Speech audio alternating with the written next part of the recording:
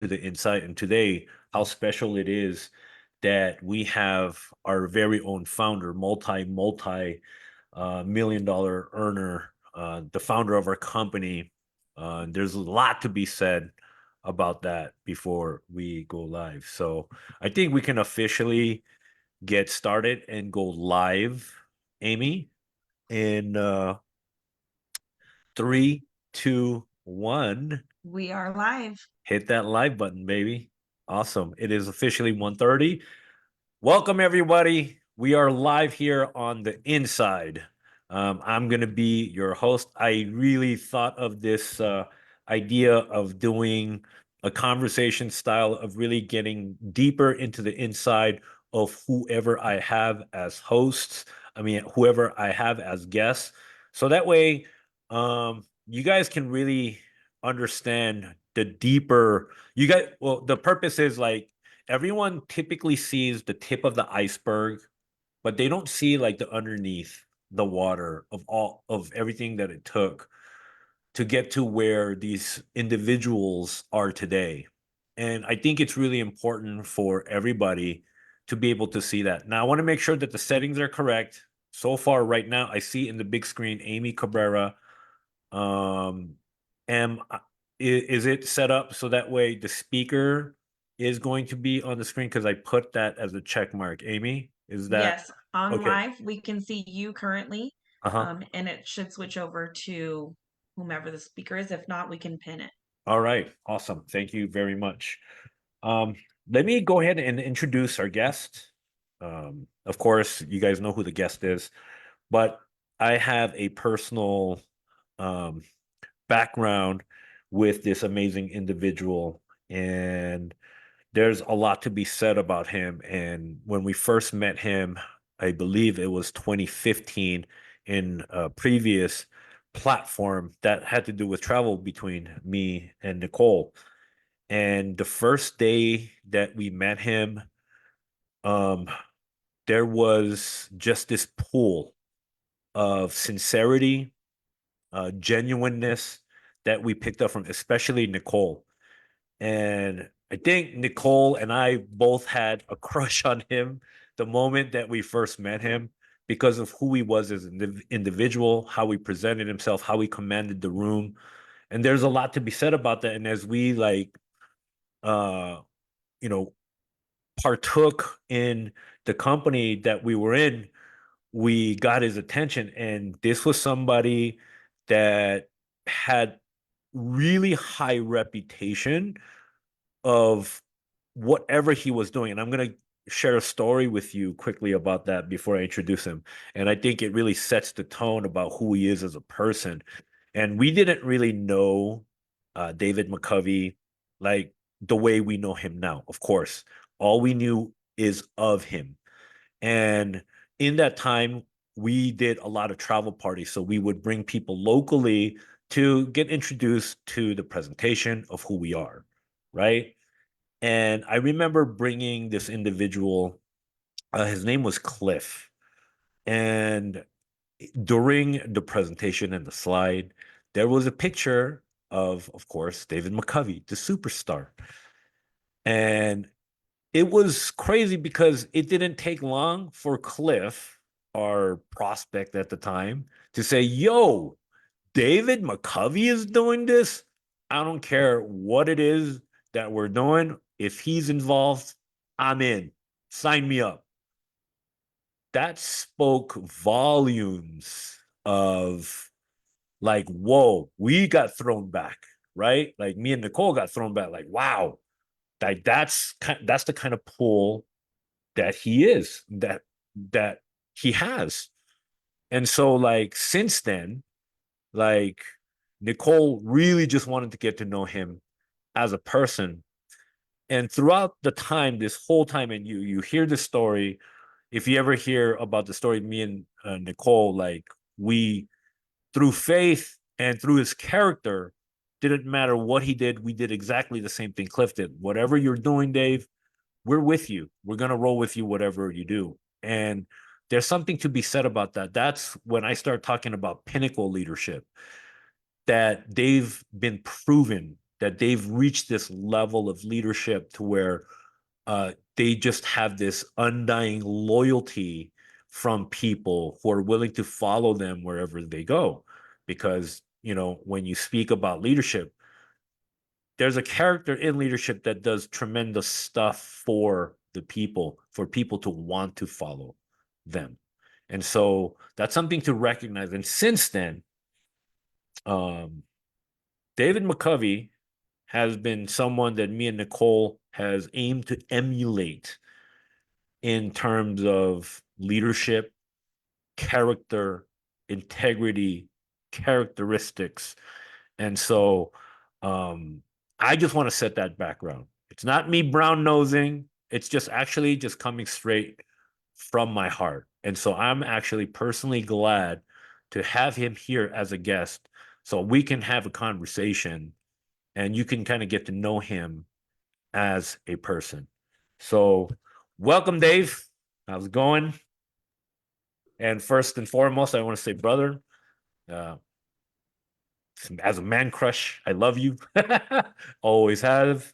And you've always been like a big brother to me since. And yeah, that's just where I stand with it. So, Dave, welcome. This is the inside. This is where we have an opportunity for everyone in evolution to get a chance to know the true you, the inside you. And where, like, I guess my question to you is where, like, first off, welcome. And I think a big question that I have is first off, how much do you love evolution to where it is today? Brother, first let me start off by giving it back to you. Again, the feeling is mutual, brother. There's nothing that you display to me that's not reciprocated back 100 times. Like I love you, as a person, as a brother, as a human being. Because again, I know some of the stories. We're gonna have to do one where I flip it around and I do the inside interview on you. That might be what has to happen here very soon. But how much do I love evolution? It has been the biggest blessing of my life, and that's huge because I've got some decent accomplishments and have had a chance to be around some pretty amazing people. But what this company has done is it's brought a lot of spirits together that should be together. Like I really really believe that, and I know you I've heard the story the same way that I have, that when people get around, evolution and the family, whether it be at, birthday parties or conventions or whatever, they immediately say, this is different. And it is, and you can feel it immediately. And so, I take, a lot of pride in being involved in an organization like that, because it's not just me, it's all of you guys as leaders and, even some of the junior partners, because, it's just the energy that comes together. And I don't believe anything happens, by accident. So I'm extremely blessed to be a part of this deal. And, and I thankful and grateful every day, and I have no problem getting on my knees daily and saying that, because that's what I believe. And so I love this company, man, and the journey for sure. And that's yeah, we had some sidebars during the convention, right? Where like we have those little pockets of moments where like we're right there and I'm like, wow, look at what has become.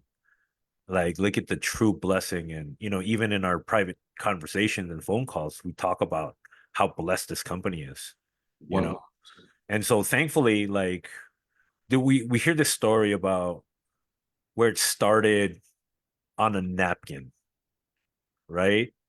Let I want to expand on that, like truthfully, like so I know we have a lot of new agents here, but the history, because we hear that a lot in the convention, and now we're like 8 years in, mhm. right? So what is the story about the napkin? The napkin is it's a real story. It's not something that was made up. A lot of some of the agents on the line may know, and some that see this in different medias or whatever, they may know like our background. But where we essentially came from was a travel company prior to starting Evolution. And our organization, which Charles and Nicole were part of, Tony Evans and Fred Howe, some other leaders were a part of that company. And when we had just come from a previous company, so now top income earners at one company, went to the travel company, started to do our thing and blow up there, made it to the top of that, was able to be inducted into what they called the National Diamond Council at that particular company. And so you were the top 9 income earners in the deal, and you kind of sat with the owner of the company and, put policies and things of that nature together, just kind of keeping a hand on the heartbeat of what was going on. And so we kind of got at odds with that particular owner, for some things that I just, wasn't appreciative of, some language and things like that. And really, none of that really matters. I think it does matter because it allows us to get here, but it's not really important at this point. And so we were looking to, start our own deal. And, I said, you know what, I'm tired of trying to find a home. Let's build one. And I started. Wait, hold on. Before you continue, what's funny is that we remember that exact diamond meeting because social media is a big platform, and this was when like we were paying attention to all the leaders in that, and when everybody was in that diamond the vacation or whatever it was, me and Nicole noticed, why isn't Dave there? Yeah. Right? Like something's going on. Like we had a keen eye on like Dave should be there. I wonder why he's not there. Yeah, because it goes into our rule, and the family will learn this. Never miss an event that you're qualified to attend. Right? It's a diamond retreat, and it was all expensive paid, so I was going to go, but I knew that I wasn't going to be staying in the company. So that weekend, when they went to Mexico to the leadership retreat, I actually went to Dallas. I sat down with Jerry Jones's people because I was working on merchant processing for what would eventually be Evolution Travel, and I had a chance to sit with like the assistant of his sons, because he had a company at the time called Blue Star Payment Solutions. That was Jerry Jones, the owner of the Dallas Cowboys. And so they provided merchant processing. So I was down there in that meeting. And I'll never forget when I came back, Nikki called. I'll never forget where I was standing. I was standing in the between the living room and the kitchen of the home that I was in at the time. And she said, listen, I don't know what's going on, but I just want you to know that I'm with you. Whatever happens, or whatever you do, I'm with you. Oh. And that was one of the most important phone calls in my life, because when you start to realize that people believe in you and your leadership, by default, your leadership has to grow, right? Because now you become responsible for people and groups, and powerful people and groups. And so you keep that on your mantle, that you never want to let the people down. I remember when we first built Evolution, Charles, a little bit sidebar from napkin story, but it was around the same time. I put a lot of things on my wall, and I was writing on things. And, one of the things said, mom did her thing to take care of you. Now it's your turn, right? And that was one of the mantras that I had. And the other one was that people believe in you. Don't let them down, right? These were the things that, I just kind of kept in my thing, because again, it's easy to walk away and do something else. But when you have the lives of other people, in your hands, or you're responsible for them because they believe in you, you better get it right? And you better get it right, not just a little bit right. Because as you grow with leadership, now other leaders follow, then their people follow them. And it becomes this whole thing that turns into an amazing thing. But at the time, it was like, there was pressure in that. And so the napkin story is, I knew where we had just come from. Remember, in that company, we had a matrix, and that. So I was writing what we would do, what our comp plan would look like, and all of these different things. And I remember writing it on a napkin and taking a picture and sharing it with leaders. And I remember one in specifically that I shared it with, and pardon my language, he said, "Bro, I don't know what the hell that is, but I'm with you." And so it's just like, and I'm so thankful for you guys, especially that initial core, and even now the newer core, because you guys believe in me so much so that, it's a blind faith, and with that comes a responsibility. And so I don't want you to ever think that I negate that, or I don't take that seriously, because I do. I mean, off of your own tongue, off of Fred Howe's tongue, before we have meetings, like, bro, I don't care. Like, you say it's good, that's what we're doing. Just let me know what I need to do. It's really that type of environment that we have here. And so there's nothing, more grateful, or that I'm more grateful or thankful for than that, because again, when people give you that, when they give you their trust and their belief, those are two of the most powerful things that a person can give you. Like, the money comes and goes, we get that back. But when someone wholeheartely believes in you and says, listen, however it goes, but we do it together. Like, that's amazing, brother. And I love that. I absolutely love that, and so, I'm thankful that God, put the right people around me in order for us to do these things. And you guys are the right people. So I'm appreciative. I think, that comes with it being earned in a lot of ways. because when you say people are willing to blind faith, I mean, we're all grown adults.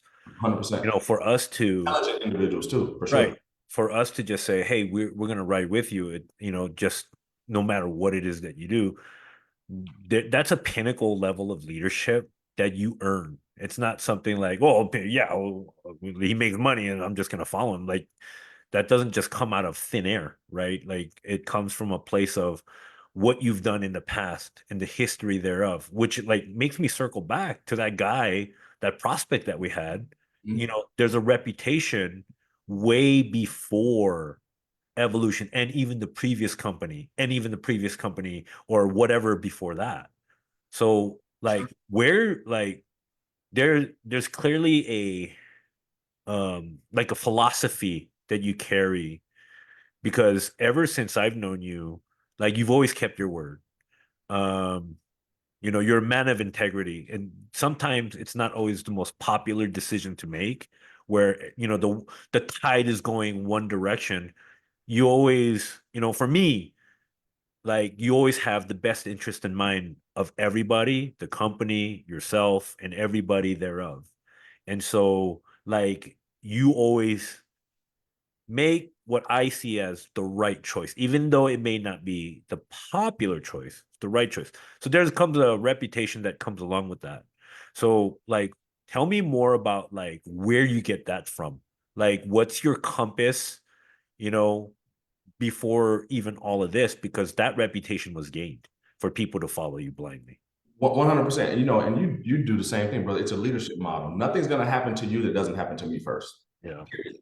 Period. When your people rock with you, there's nothing that's going to happen to you that doesn't happen to me first. If we fight, I fight first, then you fight after. Like as the leader, that's how it always goes. So if no matter whether it's bad or good, it's going to happen to me first, because I'm going to go try it out first and then come back and tell the story. Like we're going to scout it out, take it back. Okay, you know what? This is what we're going to do. It works like this. It works like that.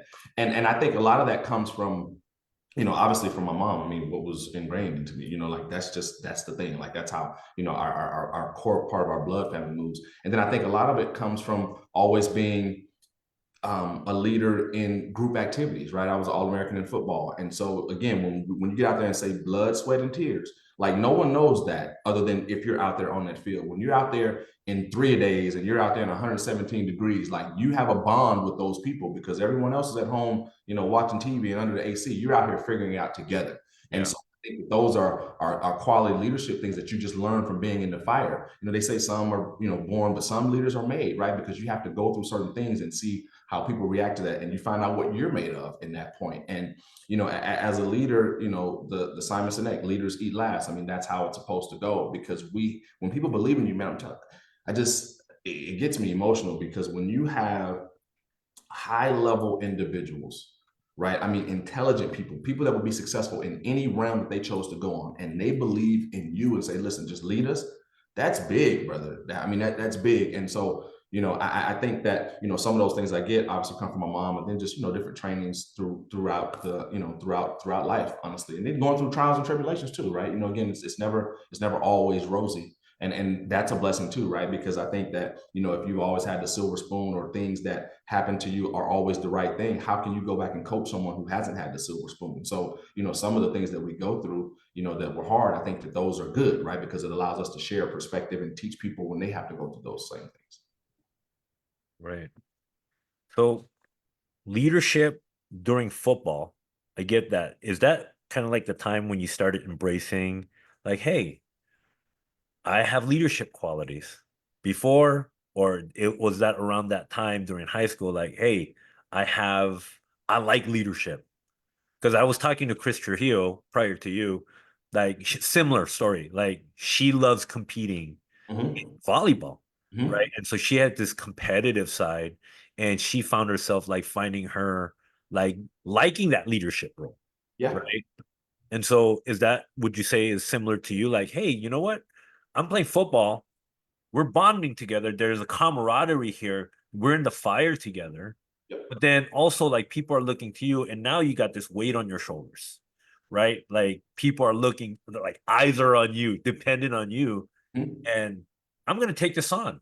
I think I like this role. So is that kind of when it happened and along the way? Yeah, definitely, in those certain pockets, in those moments, and along the way. And It's just, I mean, it's a blessing, man. You know, they say sometimes that, you know, heavy is the head that wears the crown, and all those, you know, things that they say, and they're all true.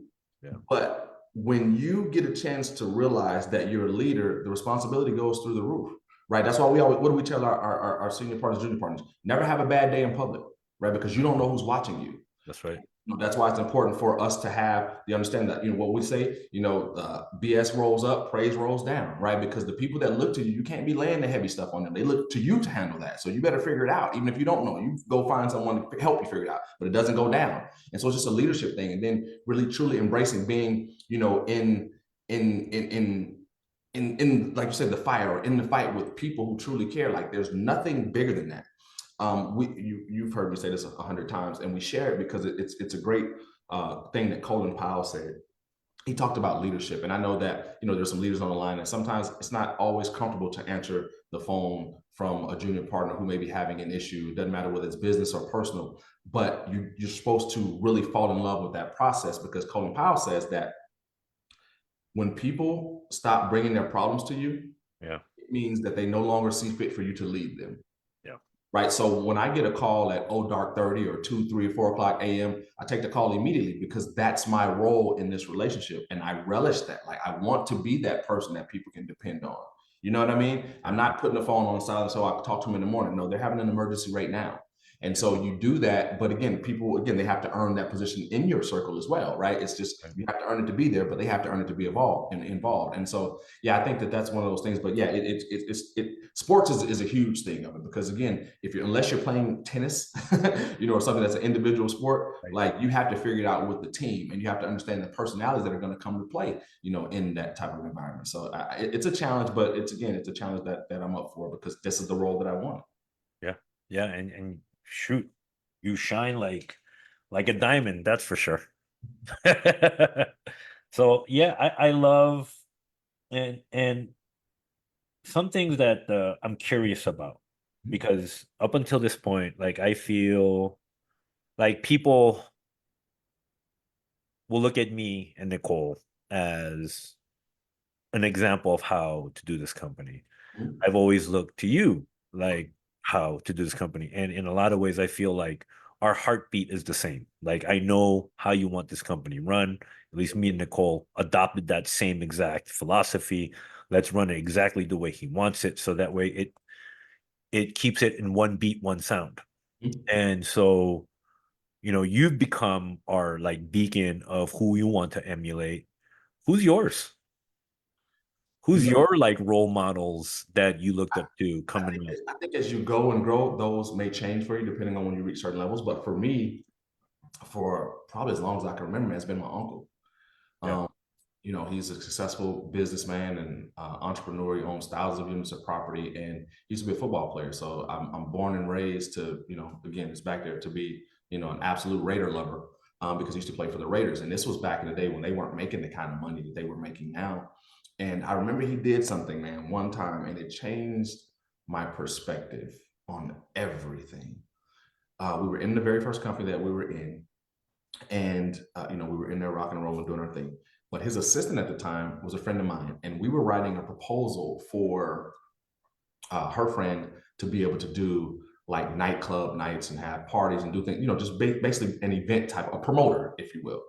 And he couldn't find a venue. And so we were going, writing up different proposals for him to pass around. And we're at a desk like this. Her name is Aisha Goins. She's sitting here, I'm sitting here. My uncle's big desk is over there. And so we're writing a proposal. We're trying to figure out like this, but my uncle, he's working, but he can hear the conversation.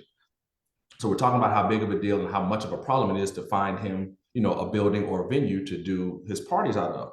My uncle is working. He looks up, so matter of factly, like it's burned over, and I can still see it. He looks up and says, "Why doesn't he just buy his own building?" And he goes right back down and starts writing. As small as that sounds, that was huge for me, because I looked up, I said, "Hey man, listen, I know more people right now that can't afford to pay their cell phone bill than I do that can just go buy a building." Right. That was his mantra. Don't depend on anyone else. Go do it yourself.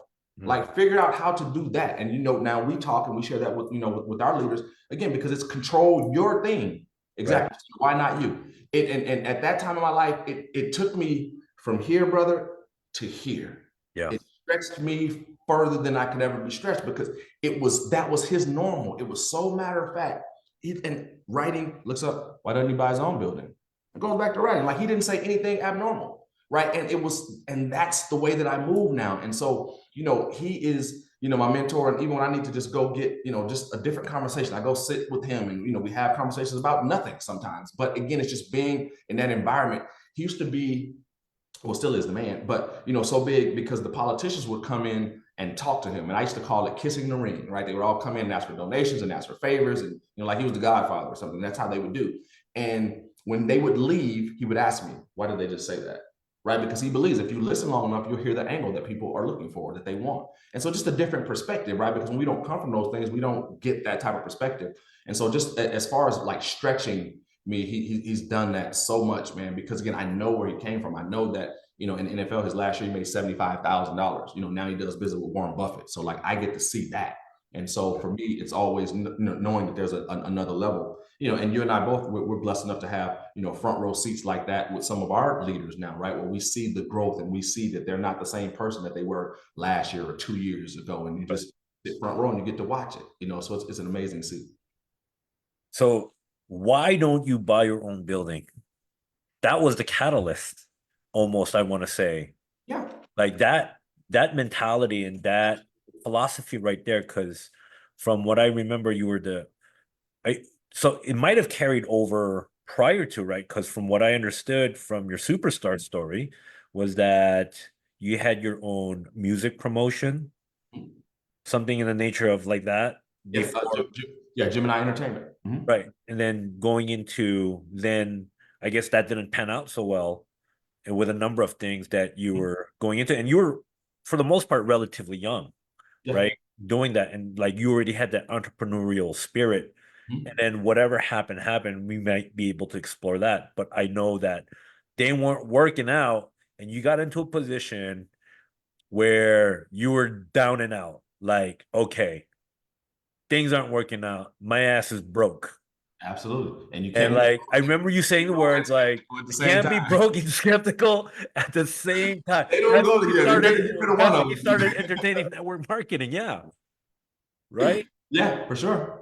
For sure. My mom and that uncle that I was talking about, they were involved in network marketing. And I remember my mom was trying to talk to me about the deal. And I always tell her, Mom, please stop talking to me about that pyramid thing. Yeah. And I was saying that when I was, doing my concerts and had a business partner in Virginia. We had a restaurant over there and, part owner of a clothing store in Durango. So we had all these other, things that were moving and they just all started to tank at the same time. And now, I look at it and know that that was part of my path. But when you're going through it, you're like, man, why is all this happening to me? It's happening to you.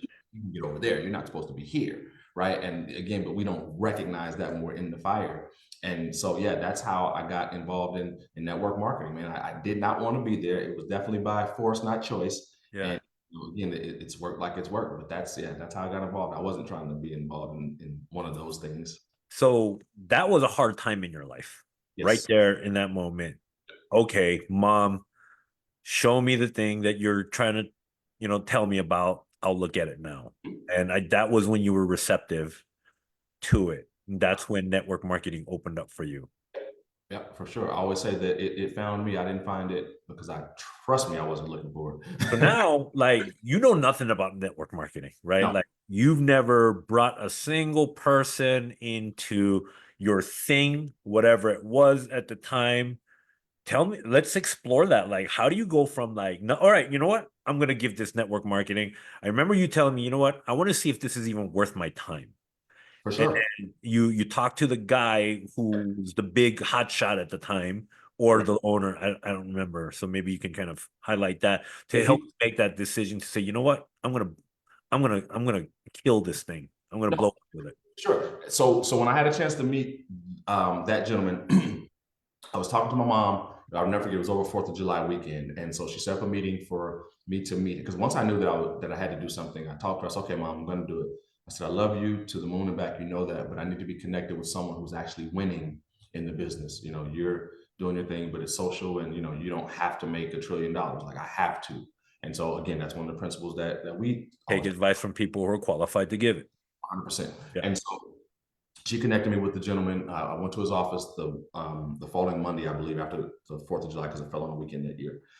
And I walked into his office. I was there, but I didn't want to be there. I was rigid. So I walked in like this. I come in his office. I'm standing here, arms folded, standing up. He says, "Hey, how you doing?" I said, "How much money do you make?" True story. I didn't even speak. I didn't say hello. I said, "How much money do you make?" So you came in with a bad attitude. I mean, when you have arms folded like that, that's complete bad body language. Like you're closed-minded. For sure. Yeah. For sure. Like I'm like I say, here by force, not by choice. So I said, how much money do you make? And he says about $20,000 a month. So then I get a release, because going into the meeting, that was the number that I knew that I needed for my lifestyle. Okay. So then I'm still standing though. So my next question was, how long did it take you to get there? He says, about 4.5 years. I said, oh, hell no, I don't have that long. And he said, can you sit down, please? I said, show me the shortcut. I sat down. He brought out the compensation plan. He showed me what the fast start bonuses look like and this, that, and the other. And I said, oh, I can do that. He says, everybody says that. I said, I'm not everybody. And I ended up not being everybody. And, breezed through the comp plan in that company. Second month in that deal, made about 15 grand. That's been my worst month, doing what we do. But again, I think that success and everything happened with that because I didn't have a crutch. It was figure out how to do this. Before you go there, what was your brain spinning like when you said, like, all right, I can do this? How did your brain spin? Like, all right, and then like what did you do? Like, what was the grind like? Because I know a lot of people are in like that current situation, like, okay, I'm ready to do this evolution thing. Yeah.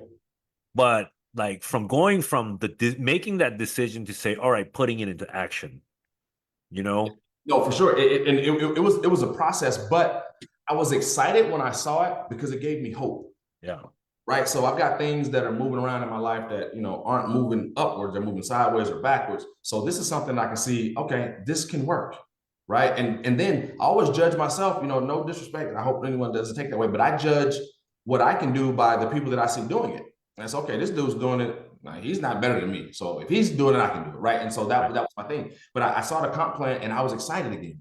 Now, I didn't know what I was going to do, but I was excited. And I said, okay, well, I can do this because the numbers made sense. And if the numbers and the money make sense to me, I'll always figure out how to get to it. Right. And so I left that meeting exciting. I think shortly after that, that's when I called Tony Evans, and he, came in and became like the third person that I sponsored in that deal. And, we just went crazy. But in that moment, I was excited, Charles. I promise you, brother, because now I had hope again. I'm looking at something. If they really are going to pay this, I'm good. I'm good because I'm going to put the work in. Yeah. And when you go and you said that some people on the line right now that are in that situation, in that process, you have to. It's full immersion, guys. It's not one step in. It's not. There is no balance when you want to be great. There's none. And I know that a lot of people are afraid of that. It's okay. Well, I need balance. No, I don't need balance. I need success. And once that starts to pan out, then I can find the balance. But when you're looking to do something, it's really not a toe or 8 toes, not 9 toes. It's 10 toes. It's full immersion. And that's where I was at that time. And you start to not necessarily lose friends, but you start to get out of alignment of the things that you do with those friends. And I'll never forget, actually still a good friend of mine, talked to him earlier today. His name is Reggie Perkins. And Lil Wayne was coming in town after that weekend. And I had coming from the concert, we already had his tickets ready to pick up to go to Lil Wayne and everything. But the company now was having one of the main speakers and one of the main top earners in the company, Steve Carter. He was coming into town, and they were doing a presentation down at City Hall that my uncle used some connections to let us do our presentation at City Hall. And so now that's in. So I'm excited, right? Because now I want to hit a rank, one of these early ranks, so I can be recognized at that event, right? So I'm working on my plan, and it's Saturday. It's the same day that Lil Wayne is coming to town, and so my friend Reg, he's like, oh, brother, you got to go get the tickets. Like, man, I'm not going to get the tickets. Like, I'm going to this event. He's like, oh man, but we already got them. We just got to go pick it up. No, listen, Lil Wayne is already rich. I got to figure out my life. I'm not going to the concert, bro. Like, I'm going to this event. And that may resonate with a lot of people online because you're going to have to make some decisions in this journey about where you choose to be, what you want to do, and what your future looks like. I'm not going to go look at anybody who already has their future figured out while I'm trying to figure out mine. And so again, some of the things that you start to do with certain friends, you no longer do, or you wait to do them once you get back in position again. But those are, those are part of the journeys and part of the journey in that space. And that's the grind that you personally decided to do. It reminds me of remember when we told you like, hey, Dave, we're going in the dungeon. Yep. That means everything outside of our world didn't exist. That's right. Because we wanted what we wanted to get. And so Right. we're not going to even come up for air. And I Nope. remember like you saw our numbers ticking back up. Yep. You even got us that award for the comeback kid. And I think we were so entrenched in building mode at that time. I don't even think we made it there. And we heard from actually one of our agents, hey, you got an award waiting for you. And the whole time I'm sitting there closing, I'm bringing people on board. Like that was just our world because we wanted to earn and get that recognition in time for the convention that was actually coming up. For sure. And that's the part of the process where in a good way, you're selfish, right? You have to be selfish in that spot. And you have to build because a lot of us online that understand momentum is fragile. And I never want to break it. So when I have it, like we've got to go. Like everything else will still be there after this is over. Like we have to go. And it's really just that. And because one little thing can knock you off of that path. And so that's why, it's the foot on the gas, getting as much acceleration. Charles used to talk about, the airplane when it's taking off, and you just have to be full throttle. You have to be all in because you're going to get all in results when you're all in. When you're doing it hobby style or you're doing a little bit here, a little bit there, you're going to get those results too. And so I just always believe if you're going to play big. Like it doesn't make sense to play small. So if you're in the game, be in the game. If you're not going to be in the game, that's fine. Check out. But if you're in the game, be in the game. Yeah, I mean, like there's something to be said about that, right? Because if you are in lukewarm, one foot in, one foot out, those are the exact results that you're going to get. 1 foot in, 1 foot out. You're going to get half the results, or maybe in quarter of the results. I think for our success, thankfully, like what me and Nicole have been able to achieve, wasn't able to be attainable until me and Nicole made that full-on decision to say, we're going to go all in. Like poker, like you put all the chips in the middle, we're going all in because there is no other outcome for us. We've made the decision we're going to do this all the way. And I think a big philosophy that I really held on to is becoming a specialist in that one thing once you make the decision, because there is a saying where like, and I learned this way back when. It's actually a roommate of mine that told me this. Like, if you want to be a millionaire, have 7 streams of income, which is diversification. I get that part.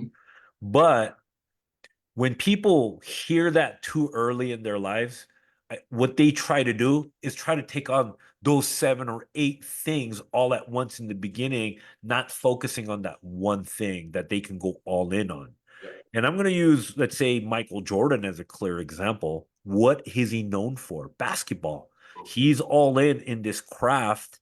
And sure, after he's excelled and became who he is, that's when he was able to diversify, own restaurants and, off the brand that he was doing, right? So going all in on that one thing, I feel like is incredibly important to become the master of it, not just good at many things and a master at none. No, for sure. And I'll raise you one on that, Charles. I challenge anyone on the line or that hears this later on. Go find, I don't know the page number anymore, but I can find it because I still have the book. Go find or read The Warren Buffett Way. Go find it. It's a little book. It looks like it's super outdated because it's older copy.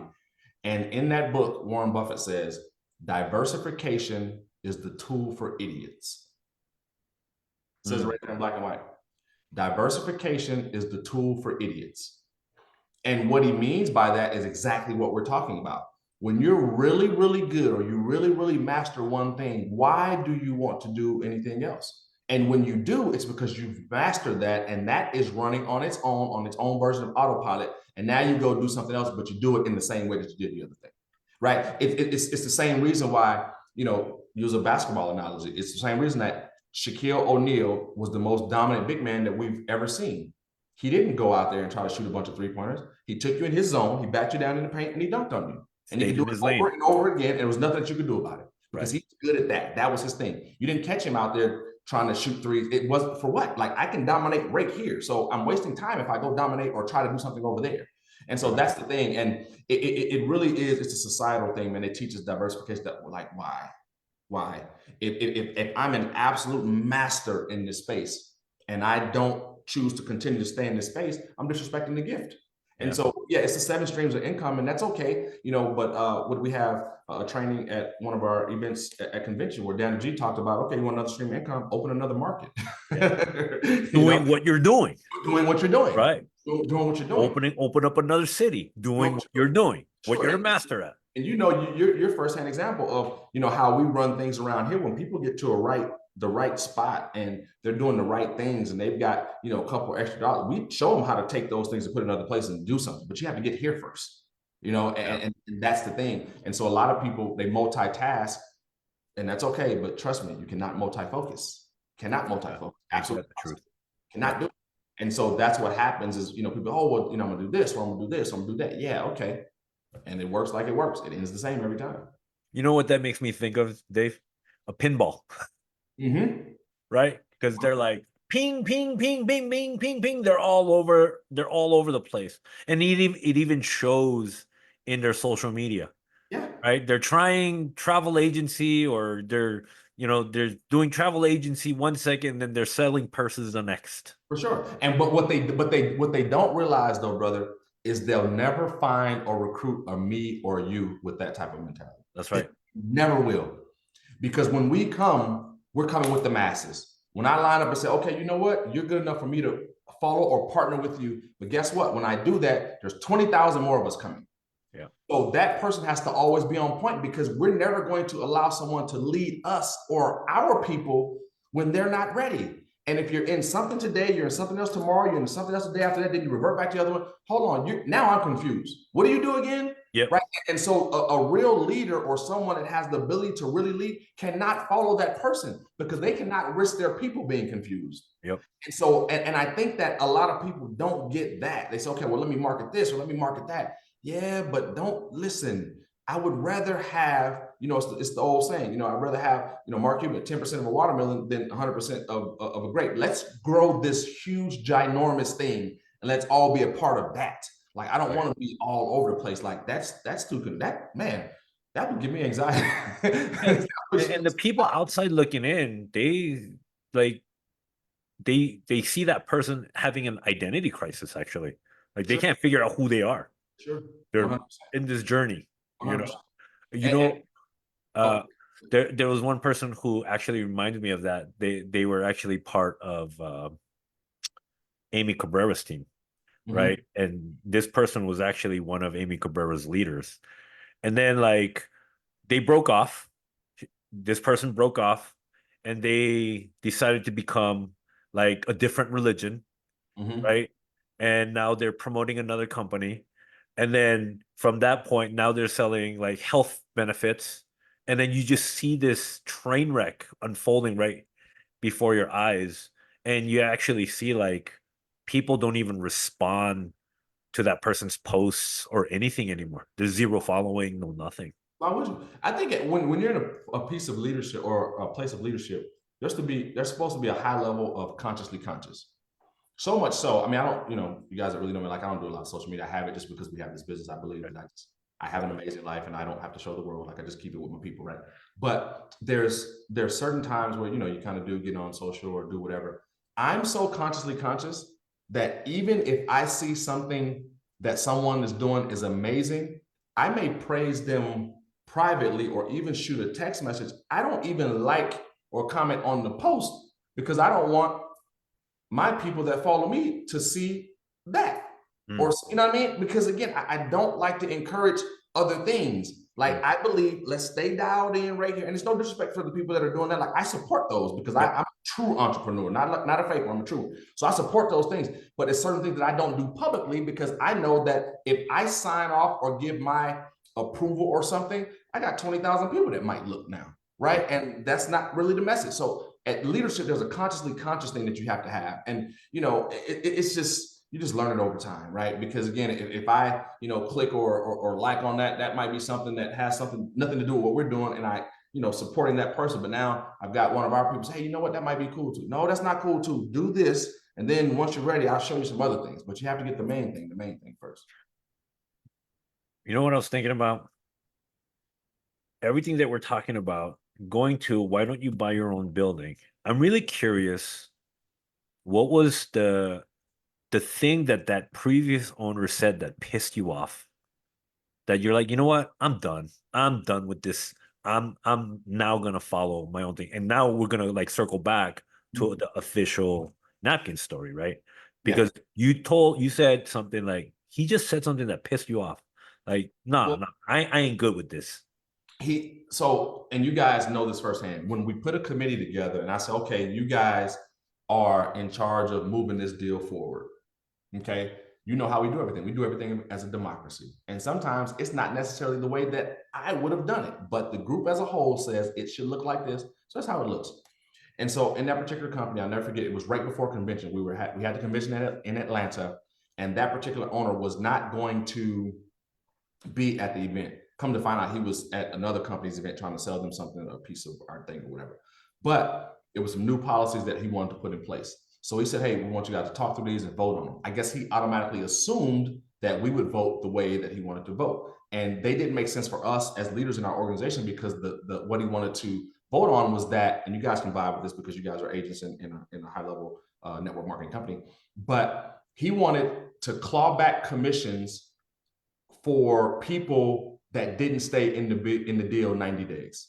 For instance, Charles, you build a group, okay, it's the end of the month. Now we're going to pay you out on the first 15th of, first Friday after the 15th of next month. So now you call it a gold check. You make $1,000. Now, if those people didn't stay in the company for 90 days, then he wanted to be able to claw that commission back. There was no way in the heck we were going to take that back to our teams. No way, buddy. Like, we're not going to do that one. 90 days, 60 days, that's way too much. I can understand a short period because you guys have a 7-day hold, like that's reasonable, but we're not going to do the multiple months. Never mind. Right. So we signed off as a no.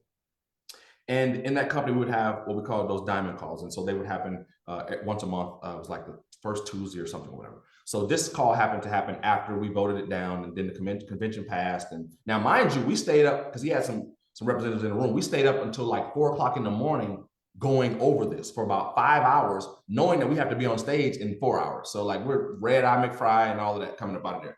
But anyway, so it doesn't go the way that he wanted to go. So the next call we're all on, he says, this isn't your effing company. You're never going to effing do that again. Like, he goes absolutely ape poop on the call. Mentally, boop, I'm checked out. Now, ain't nobody going to talk to me like that. No, and then especially for someone who sits in that seat. The difference, and this is what I always try to get the family members to understand, that we sit in those seats, but we're front line with you guys. Yeah. We're not way back there just cracking the whip and saying, go and get them, right? Yep. And so in that situation, it was a little bit different because that was how that company ran. And so for us, that was a no-go for me. So I'm mentally checked out, because the fact that you could disrespect us on a high level like that, when you're not even in the field, you don't have your hand on the heartbeat of what's going on, first of all. So that's not going to work. So I'm mentally checked out. And so then after that, he brought over some executives from the company that I had left before I came to his company, right? So I left these people for a reason. So now you have a high level of disrespect, and you're bringing in new people who I don't even vibe with, because we just put them over there. They were the reason why we left from over there. So now it's time to go. Just a matter of how to go and when to go. It's basically validated your exit. That's the thing. That's the huge word, Charles. It validated what I knew that had to happen. Yeah. And so we'll circle back, but I want to get this point across to a lot of the family or any of the viewers, even whether you're evil or not. A lot of times things happen and they're extremely uncomfortable for you in the moment. They are. And you look at it like, I can't believe this. But you have to understand that the plan is larger than that. So yes, Sarah, you know my motto, it happens for you, not to you. And so when that happens, breathe, come back, look at it. Charles, what we talked about earlier, 5,000 square foot view. Don't try to be in the forest looking past the trees. Look at it from you in the helicopter over the whole forest. Now you can see where things really are in perspective. And so now I look at everything that happened in that journey. It had to happen in order for us to get here. It had to. If anything over there goes differently, this does not happen. It doesn't. The first company, they didn't pay me. They owed me like 70 grand. They still owe my mom money to this day. Never paid that. If we go to the next company and he doesn't do all of those things, then we never get here. Because mind you, we have the Hall of Fame record. We're the first ever in that shorter period of time to go from new into an industry, 2.5 years, and now you're owner of a company. I didn't set out to do that. That was God saying, this is what's going to happen. That was not man. That was not me. Remember, I didn't even want to be in the industry. So now not only am I in the industry, I'm a top earner at one company, leave that company, top earner at the other company, fall out again. Now I own a company. That wasn't me. I didn't want that. so when I'm telling you, family, so when you go through these processes, I know it's difficult in the moment, right? But you have to understand that it's not just that moment in time. You can't freeze it and say, this is all it is. It's not. And a lot of times it'll be heavy on you and all that kind of stuff, but it's for the progression. It really is. I'm sorry, brother. I got a little sideways with that, but that's fine. That's fine. Because at the end of the day, it leads to the decision where he did what he did. And you're like, you know what? I'm done. I'm going to look into now buying my own building. There you go. There you go. And here comes, enter all the people that said they're going to roll with you because we knew that you're moving in a different direction. Like, I remember Nikki harassing you, like, hey, what's going on? Mm-hmm. And then I remember the words like, man, you're putting a gun to my head right now. You're putting a gun to my head. All right, like, listen, this is just between me and you. Like, you can't open this to the public. You can't talk about it. But I'm working my own thing. Yeah. We're gonna do our own thing. And that in that moment, it was like, okay, right, whatever you do. Remember who else was fired up? He almost got us knocked down.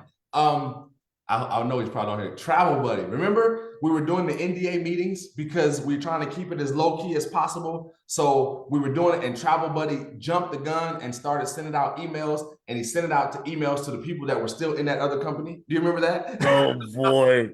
No, I don't know that story. I know I remember the NDAs, but I don't know, like, he was. Oh, listen, bro. That must have been a huge cluster mess. 2 weeks. I was sober. Oh my goodness. Yeah, Travel Buddy sent out the stuff to the wrong people, man. It was hilarious. It wasn't funny, again, it wasn't funny in that moment at the time, but now we laugh about it. Yeah. But that, I guess I bet that was the time when they're like zapping people all over the place. Yes, because it wasn't always cool to be a friend of me, right? In that spot. If they knew, because they knew I was gone. Remember when I took you guys to meet Ron for the first time and they start seeing those pictures, I mean, everybody's getting the zap button. I remember going to that meeting, I had a bag of money with me because I knew that as people started to get zapped, I'd have to give out some money to hold on until we can figure it out. Like, we're in the midst, we're not getting paid right now. Just hold this and just be real still. It's coming, but it's not ready right now. So, man, those were the days. Yeah. And I remember, for everybody like listening, Dave took us out to meet Ron Archer for the first time. And we had an entire day in that office, just kind of getting to know who Ron is as a person, as a company, and just getting behind the project and everything to iron out all the details of how we were going to move forward. And so here we are. The napkin. When was that napkin written? Like, how does that play out? What is the napkin? Like, who saw the napkin first? Where did that napkin story come from? I almost want to, and I don't want to make this wrong, but I almost want to say that JB saw it first. Okay. Because I think he and I were talking like right as I was writing, but I'll never forget, it was the home that we had over in Rhodes Ranch, and I was sitting in the living room and I was writing it on that little table. It was an ottoman table, and it used to always roll away. So I would always remember bringing it back to me as I was writing. And so that's a good question Penny just asked. That was supposed to be framed. When we moved from the last home to that home, that's when it became missing. I still have my original whiteboards that I drew the positions of where the leaders would be positioned. Yeah, I cannot for the life of me. There's that napkin is missing, and there's like a jewelry piece that's missing, and I haven't seen it since. Man, what was that? Is that 21 or 22? I think at this point. Yeah. Yep. Man, that's something else. And it's crazy because even Courtney bought me something to put it in, and we just haven't seen it since then. Oh, That has a big story behind that darn napkin. That would have been totally cool. that's a Hall of Fame piece because we said we were going to laminate it and everything, and I had it in a decent spot, and I'm pretty sure it was during that move because there's a piece of jewelry that was in that pile of moving things that I have not found either. So I don't know Right.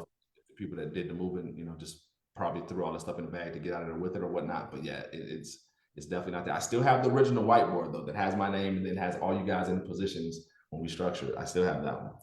Yeah. Yeah. So here we are, 20,000 strong.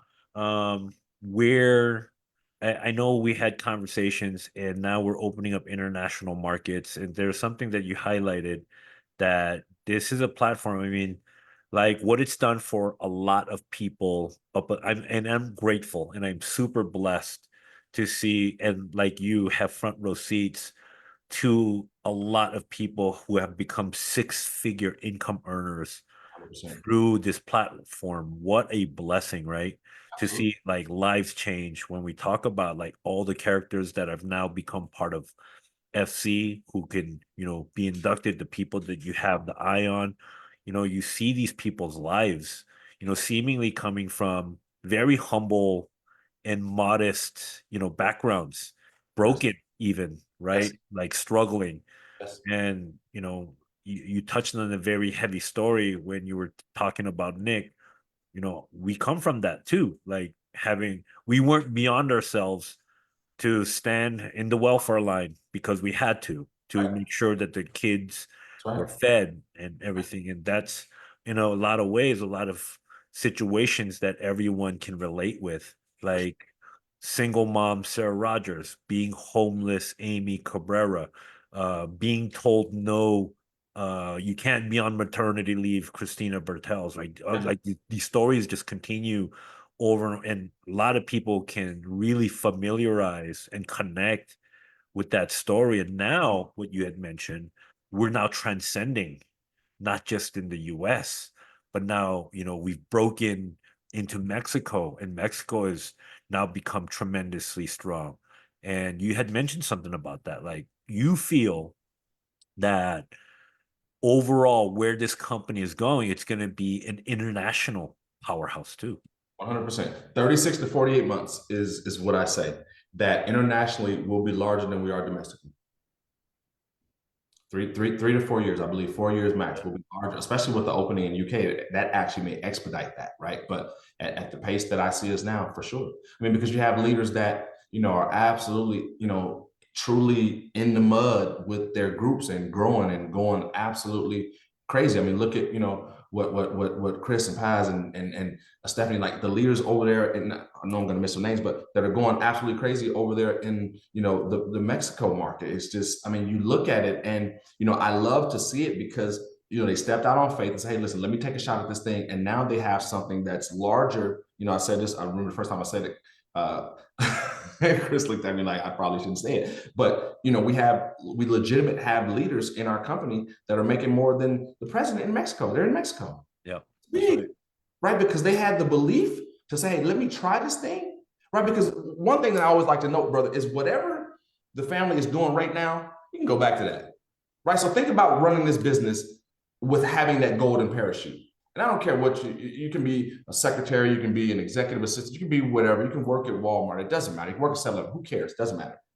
That's probably still going to be there for you, honestly, right? So why not give this everything that you have without any form of regret and just know that, hey, worst thing that can happen is I get to travel at discount prices. And if it doesn't work or doesn't do what they say it's going to do, I'm going to give it 2 years, 3 years. I know I can still go back and do that. Yeah. That's not a bad golden parachute. Right. And so, but what happens is when people really get involved and really believe, it's like, I love seeing it everywhere, but I really love seeing it in Mexico because I know the impact that this business is having over there. I know it. I get to see the lives. Yeah. I get to see the lives. I see the checks, right? The checks don't lie. Everything else might lie, but the checks don't lie. And so, when you see that, it gives you a different sense of not just satisfaction, but just knowing like, wow, we really put something together that are changing lives. And there's no there's no award big enough for that. There's no check big enough for that. Like when you just know that you were a part of something where you are really truly changing, the dynamic of the people's not just relationships but their lineages. I mean, Charles, you and I talk about all the time. What happens is that when our leaders, their children or their nieces and nephews, whatever they have, when they see them running their own business and truly being a stomp down entrepreneur, that's what they're going to want to be. They're not going to want to watch you have extreme success running your own business. Say, hey, mom, I think I want to go work for someone else. It doesn't work that way. Yeah. So by default, whether we recognize it or not, we're actually grooming future entrepreneurs. There's nothing more powerful than that. Right. When you can change a lineage of people where they no longer decide or choose to work for other people, they work for themselves, and that becomes the new normal in their family. Come on, brother, that in itself, if you do that one time, it's worth everything that we've gone through. But the fact that we're doing that multiple times over and over and over again, like, it's just, no one can tell me that this thing is not designed and doing what it was supposed to do. Right. It's a beautiful thing too. For sure. Real quick, I remember it might have been year number 2 or 3, and we were having our success, and we were sticky, and we had people that were hanging and staying. And Ron asked me one time, he said, how are you doing this? Like, how is your group so sticky? Like, how is I don't understand. And I told him, I said, Ron, remember that original group was brought together just to do this. We weren't brought together to do anything else. Yeah. It wasn't hired guns that had come from other companies. It was organic building and organic, true relationships, real people with real stories put together in one room to just do this. That's all it was about. And so now you see that, because then that starts to get reciprocated here and there, and it's still the same thing. And I think that's why our thing is different. Now, obviously I'm biased, but I've been in other things, and the cultures that I've had in my groups in those other things did not match the culture of the overall company. So we were super excited about the challenge of being able to have that culture transcend through an entire company, not just in certain pockets. And so it's just, it just works, brother. Like it works. Yeah. And, a lot of it, like you said, is from the ground up, right? It's not adopting a team or bringing some leader from some other company where they kind of have their own way. Yeah. Everybody here that's successful, I want to say a lot of the platinums and the people who've changed their lives, 6-figure income earners, they were groomed inside this culture. 100%. Right. Growing from like zero to hero. And that's something that we take pride in, because I mean, the seats that we sit in, we could easily go to a leader in another company and what they do in those other companies. Hey man, listen, I'm gonna write you a check for 50,000.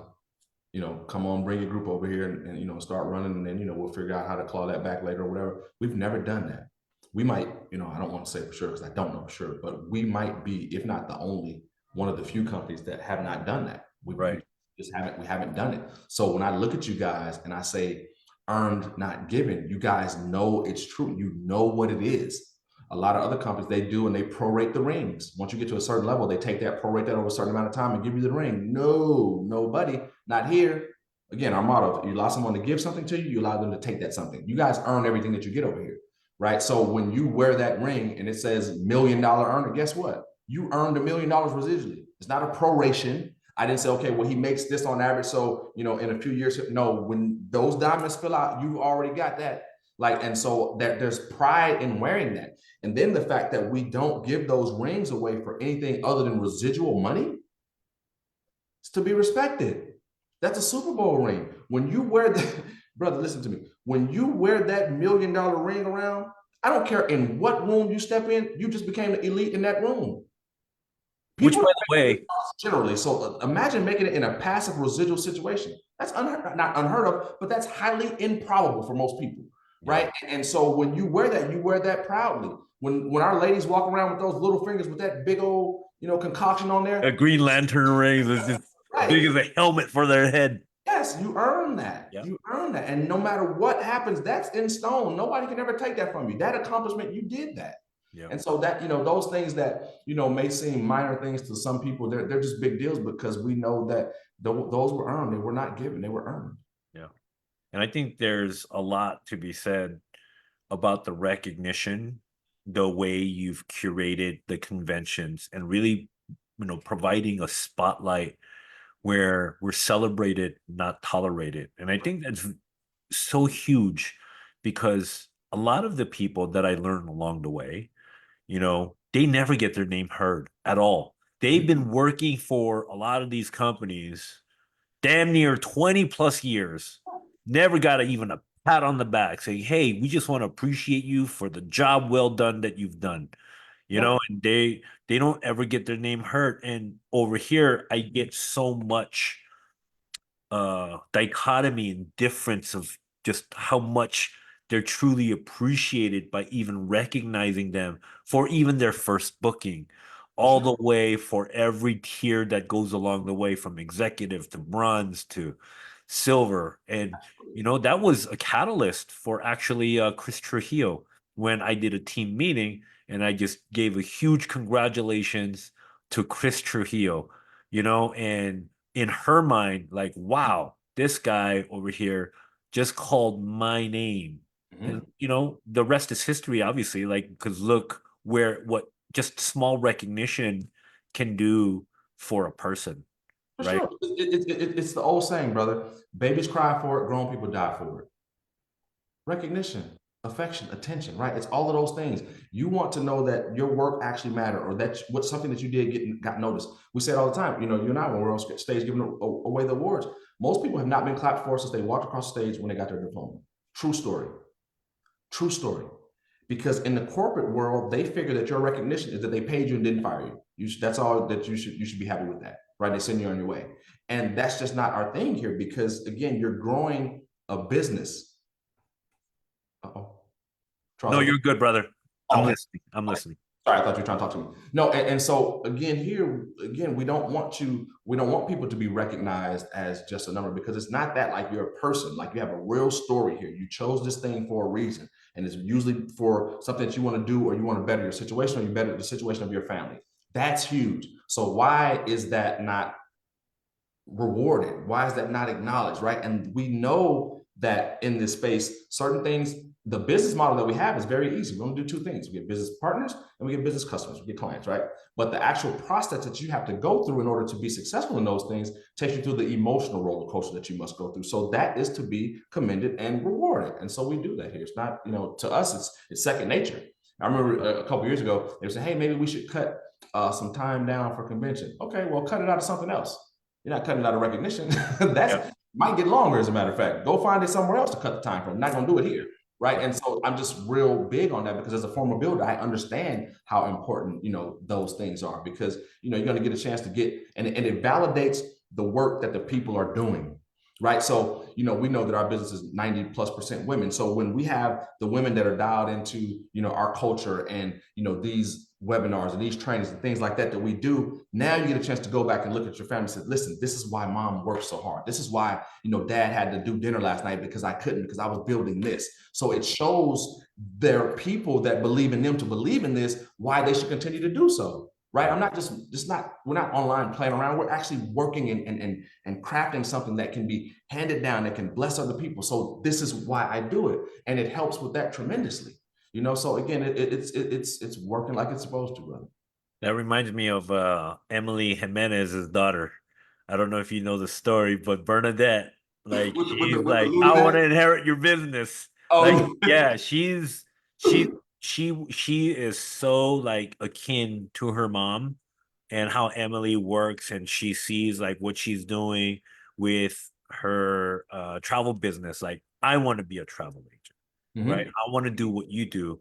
mhm. Can I inherit your business? Yeah, That's kind of like where she's going, because like that's where it's trending, and that's what's creating this generational, hey, I want to do what you do. And I think that's really incredible that sure. we are creating that generational line of career path that could Listen, I was talking to Em about that, and then it went a little step further. We were rolling. She yeah. called me. She was telling me that, right? Same thing that her daughter asked if she inherited the business and she wanted to do these things. This was shortly after convention. So remember, at convention, I gave all the 2-star ladies Louis Vuitton bags, and 3-star ladies got Louis Vuitton bags. They just got a higher level bag, higher shelf, right? And so that it got to that part of the conversation with Em and her daughter, and she was like, "Well, mom, can I inherit the business? I want to do what you do." It's like, yeah. Said, okay, well, last question. When I get the business, do you think founder will buy me a Louis Vuitton purse? Ah! So it was funny. Yeah, but it was good, man. It was good. But again, that's why we say we're changing the generations, man, because they're looking at the parents. Yeah. They're looking Yeah. at I mean, I feel honestly very blessed. And, I want to say a huge thank you to you. And I can't say thank you enough for what's happened to, me and Nicole's life. How I was able to change the trajectory of our life, right? And we don't start from anywhere different than anyone else has on this call or anybody who's watching. for sure. Ground zero, we had to start from zero, just like everybody else.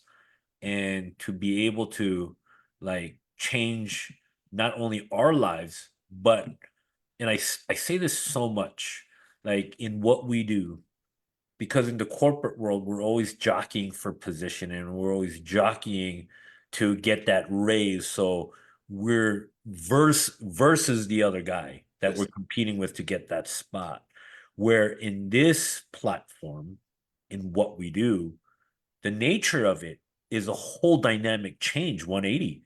The more I help somebody, the more I succeed. Like just that dynamic alone For sure. is a shift change, right? And I remember going to Hawaii, doing a travel party for Marnie's team, and we took Amy Cabrera with us. Mhm. And we were sitting in the jacuzzi. I don't think you know this story. Maybe Amy Cabrera told you, but this was when Amy was like, I think just, I shouldn't say just, but she just hit the rank of gold, Mhm. right? Or she was silver, but she was really in. She's all in. Mhm. So we're taking her around because Amy's Amy. You call her Miss Canyon. So she steps, she takes initiative. She's willing to do travel, and she was really a true student, willing to learn the entire game. Like I will do travel parties with you. Let me get up there, and she's willing to go to the front row. And I remember like me, Marnie, and Amy Carrera were just sitting in the jacuzzi, and I remember this question specifically. You mean to tell me if I keep doing what I'm doing, that I can get to where you are? Absolutely. 100%. And I believe at the time I was a 1-star platinum, and Nicole couldn't go because whatever, like she had to stay for whatever reason. Mhm. Um, and just that conversation alone, I feel like that was this light under Amy Cabrera's took us. And like, from there, like, the rest is history. Like she was willing to take on whatever came in front of her. And That's the she was power. so coachable, like that all in aspect. And look where they are today, right? Inspiration, brother. And that's why inspiration is real, right? Because again, when you show someone that you can do that, again, the hope is there. Now they say, okay, it's doable because I just saw him do it. Yeah. So my thing is, if I do exactly what you do, can I have? Yes, the answer is yes. And that's why it's so important as the leader to do those things and be involved and show, I call it stretching. So I love when the leaders come up and stretch to get to see the different things because it's not materialistic, but it shows people what's possible. Right. Right.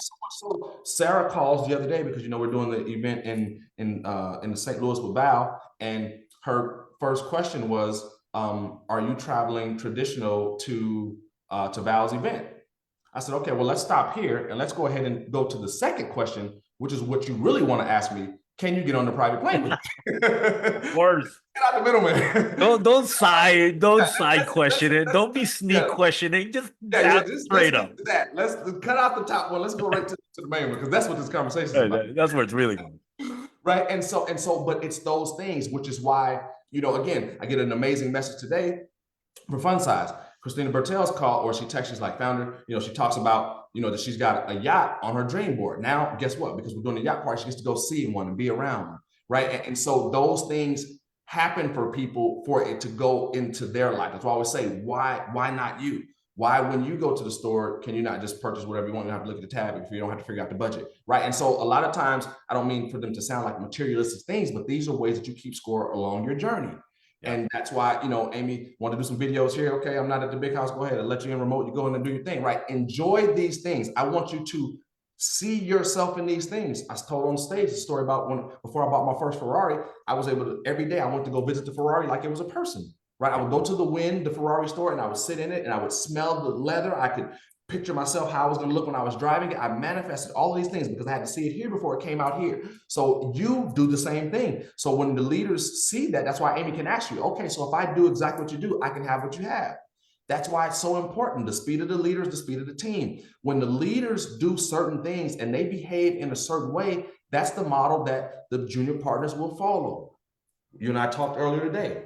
What do we always say? Even when you're prospecting someone, you're training them, because people will say what was done. They will say what was said to them, and they will do what was done to them. So understand that it's the same reason why our kids watch us be entrepreneurs. They want to be entrepreneurs. So we always need to be having that in our minds, because that's how it works. That's how it works. So as a leader, if your team sees you get a chance to fall back and take, your hand off the steering wheel, because you've made it to the top, it's okay. I'm still here for you guys, but I'm letting you be leaders here. But they can say, okay, you know what? Now I know that when I get to a certain level, my leaders are going to grow. And so, Charles didn't hover over us. I'm here for support, but I don't have to be a micromanager, right? They're going to get all of those keys and cues from you. So that's why leadership is so important, man. Everything rises and falls on it, because that's what the people see and that's what they want to become. Yeah, that's right. Especially like leading by example. 100%. Yeah. Leading by example, like you're in the trenches, like you're even in the trenches right now, right? You're doing a lot of things for yourself, for the company. I love where Evil Media has gone and what it's doing. And talk to us about like the yacht party. Where did that come about? Like how? The yacht party is going to be dope. And so we're working on, we actually just reached out to another venue today, because I know some of you guys are traveling far that qualify for that, our IATANs and our goals and above. So we didn't want it to be just that one day. So we're looking at like a buyout of a Asian fusion restaurant. We'll do like a mix and mingle the night before. So we're working on a whole weekend there, because we don't want you guys just come over there and just to partake in that. But that's going to be good, because again, it's different. Everybody's not qualified to go there. They're not. Right. And it's okay. But the rule is never miss an event that you're qualified to attend. So again, IATAN card holders and golds and above, we love to see you there. We know the clock's ticking. They're starting to sell out pretty quickly. But again, it's just doing those type of things that the recognition is there. Again, it gives the validation for the people who are watching you back at home or on your social media. Where are you going? I'm going, my company's having a yacht party. A yacht party? Yeah, I'm at a certain, high level rank in the company. I'm able to attend. Right? Conversation. Exactly. So now, man, I want to be on a yacht party. I want to get up and dress and take pictures and do all that other kind of stuff. So what do I need to do? Right. And it's just one of those things. But then from our standpoint, it's a level of appreciation, because, we charge what we charge, but I can show you the invoice. That's not paying for that yacht. Right. So we're just asking you to contribute a little bit, but that bill on my side is still going to be probably $60,000 after we're done. And so, but again, these are our thank yous. Right. I'm a giver. That's my love language. You give to people. It's not that you try to buy people, it's that you show them that you appreciate what they've done in your life and what they're doing for each other. So that's why we do these things. And we're going to do better about doing some of that. That we just booked Hawaii for the FC. We fly out, I think it's September 9th. So we'll knock out Val's event, her boot camp in St. Louis. We'll come back. We'll have a day and a half, 2 days. We're off to Promotion Island. Right. So again, these are just things that, it's what you guys should get when you're at the top of, our deal here. And so, we're excited to be able to produce those things and provide those things. But again, it doesn't come without or before the work. Right. Everything that I do for this company and that you as a leader do for your leaders is because they've earned it. They've shown that they have earned that type of activity or that type of love. It's so, okay, this person is special. Let me continue to show them that I appreciate that. And that's just what it is. I think that's really huge. I mean, it did us wonders when you did exactly that, took the whole FC to Hawaii. And here's, for those that are listening, here's a clear example of that. Because when we went to Hawaii, we loved like expressing like what our work does for us, right? What we're able to do as travel professionals, being involved into Evolution Travel, and that was what sparked Marnie. Yeah, 100%. Right there. Like you don't know who's watching. That's right. For those of you, like, again, like, let me reiterate what the founder just said. Like, don't miss an event that you're qualified to go to, because when you're qualified to go to it, people have been watching you, and they may not click the like button. They might not even hit the comment button. They might not even celebrate you, but I guarantee you, they're watching you. Absolutely. And so when you show that proof in the pudding, the validation that everything that you say holds true. Now here you are at a yacht party. What do you think? That's more further validation for people to be like, dude, now I really don't want to miss out. What are you doing? For sure. Right? And that really caters to like what you were like, kind of like what you do too, right? Like you get a lot of, and that really resonated with me. And I thought that was a very big thing that you said. You get a lot of like lavish things because it shortens the conversation. Absolutely. When you have things that people don't have or can't do, right? It shortens the conversation. Like it automatically curates the curiosity. What do you do? Sure. That's the model, right? We talked about that on stage. The better I look when I pull up, the less talking I have to do. Yeah. Period. Right? The better you look when you walk into a room, the less talking you have to do. It's just, it is what it is, because now, again, you aren't chasing people. People chase you. They want to know what you do. You look like success. They want to know what you do. Yeah. When our leaders walk in with those huge, like Charles said, a helmet on their finger, they want, how did you get that? Yeah. Right. So when we pull up in, the way that we drive, we pull up. When I have a meeting at this home, no one says no. How do you gonna say no? You just saw, like, this is the precursor to what the future is gonna look like. How do you say no to this? Right. And so it's consciously conscious. You always want to be on, right? Not that it's fake. It's not that. It's just that you always want to be ready. The better you look, the less you have to talk. Yeah. You True don't story. have to sell people on anything that you're doing when you look the right way. That's it. And obviously you treat people respectfully, you go through that whole process, and it may not be right then, it may not be in the moment, but that person does not forget that. They don't. And so that continues to carry over, and you just nourish those relationships and, go through the whole process. But again, those things are always important. Yeah. I couldn't agree more. And a lot of the attraction that I've gotten was, my lifestyle, having to be able to live like in my own terms. Yeah. Right. Where a lot of people are, working, they're watching me, they've been watching me, and they're still in their grind, 9 to 5 grind. And here I am in whatever season it is. They see me out and about doing all kinds of wacky stuff. Yeah, whatever you want to do. Your day Yeah, is whatever that. I want to do. Whatever you want to do for your day is what you do. That's a blessing. Yep. I was talking to Sarah this morning. She's like, "Where are you going?" I was like, "My wellness day. I'm going to get my massage." I said, "Where are you coming from?" She's like, "I'm just coming from gym." She's like, "Well, it must be nice to be driving to get a massage." I said, "Well, it must be nice to be driving from the gym at 11 o'clock a.m. You don't have anywhere to go that you have to be." Right? So these are some of the things. These are some of the perks of the perk. And so I think that those are attractive to people, because it's, again, when you get a chance to diagram and design your own life and your own existence, like, that's powerful. Yeah. Like, it really is. And so the fact that, we have leaders that are doing that, it's where we come up with the saying that every day is my birthday, right? From the time that I wake up to the time that I go to sleep, I get to do whatever it is that I want to do. That's a blessing. There's nothing more powerful than that. And so what we know that this business does, it gives everyone the opportunity to do that. Now, is everyone going to achieve that? No, because everyone's not going to put in the work. But those that follow the steps and put in the work, it's absolutely impossible for you not to win when you do everything that someone who's winning does. That's it. It's it. If someone sat with Charles for a month straight and picked up all his habits, all his nuances, and the way that he conducts himself and deals with his leaders, I would challenge that person. If you copy that behavior, how can you not win? I don't know. That would be strange to me, right? How can you not win? Because it's exactly what he did to get what he got. So why would it not work for you? It worked for him.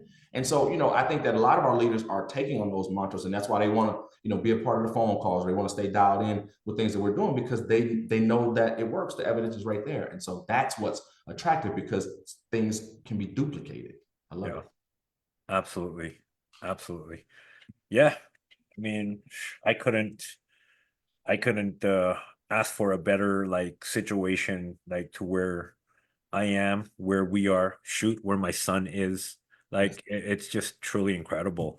And even like with everybody here, what they've become, where they're going, what they're going to be, all of the above. It's just truly Think about it, brother. Think about it. And I know some are jumping off to go to the other call, but think about this. When back in the day, like you say, weren't not humble enough to go and get some assistance for food and things of that nature. Did you think that in that moment we would be able to fast forward a few years? You would be $1 million. You and Nick would be $1 million earners in this company, Shane is old enough to drive. It's okay. Well, you know what? Just take my Tesla. I'm gonna go buy me a new one. Like, did you picture that for yourself in that freeze frame in life? No, No, no, no. just to have that even option. See, and that's what I'm saying, brother. That's exactly my point. We get the options with what we do and who we're building with. Like, that's amazing. We would have never, I wouldn't have thought that I would have the things that we have and the relationships that we have, and just know that I got bonds with people that I would walk off the side of the dang planet for. I wouldn't have thought that. No. But again, each step you take, different things are revealed to you in this process. That's why the process, we call it the journey, is more important than the end part, because that's the real body of work. That's where you grow and change. That's when you come across others who grow and change. And so that's the beauty of the deal. I don't know that there's a such thing as the rainbow at the finish line. I think you enjoy the rainbow along the way. Along the way, right? You know, it makes me think of like what you were touching on earlier. If I continue to stay what I'm doing, then I will always get what I've been doing. That's right. Right? But if, like, when me and Nicole decided this, I think our biggest part was if we put in the work, the ability to rip the ceiling off the income that we could make without having that cap. Yep. That was such a huge intrinsic catalyst decision for us to make, like, that we're given a path. Yes, for sure. Right? Just look, a path, not like because I don't have a college degree, right? I have a high school diploma. So if I were to basically like quit my job, I would essentially have to just go get another job and start all over again. Mm-hmm. But in this world, what we have in the platform that's provided for us, it's a path to be able to break all those chains of having that ceiling. For sure, for sure. And I think ultimately that's what everyone wants, is to not have a ceiling. I mean, So why wouldn't we do it, right? Like you said, like everyone has a path. Is everybody going to make it? Because you're going to put your work into it. But my thing is, why the F would you not? Because what else path do you have? If you don't, why don't you right, go 100%. all in? 100%. Like, as long as there's a pathway, because when I look at the models and who are the models? Well, there's Charles and Nikki Lee, but then all the plethora of models that have made it up until this point, the six-figure income, Sarah Rogers, Emily Jimenez, Chris Trujillo, Amy Cabrera, Krista Wiley, Bert Hells, Hawaii, whatever, all of those. Now there's the evidence is there. For sure. Why wouldn't you take the path? That's the thing. And no matter how hard it is, like, it's done. Like, okay, I get it. It's hard. Show me the way.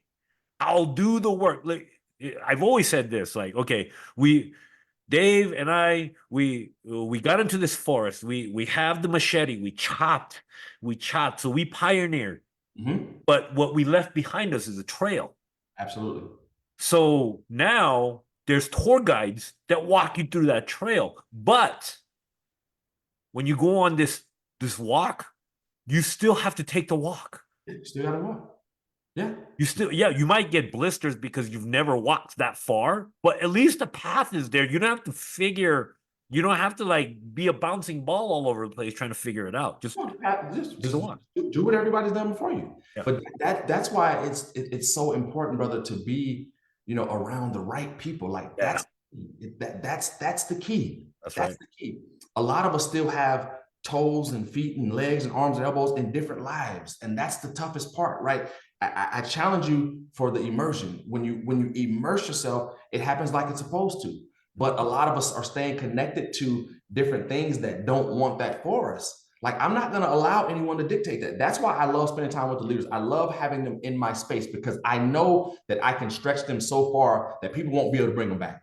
That rubber band's not going to be able to pull them back. Just hang out with me for a little while, because I will put you in different places. We'll have different conversations. You'll see different things, and you'll look back on the other side like, nah, I don't want to go back over there. Right. And so that's why it's so important for us as leaders to continue to stretch, because we can stretch further than the negative people can pull them back.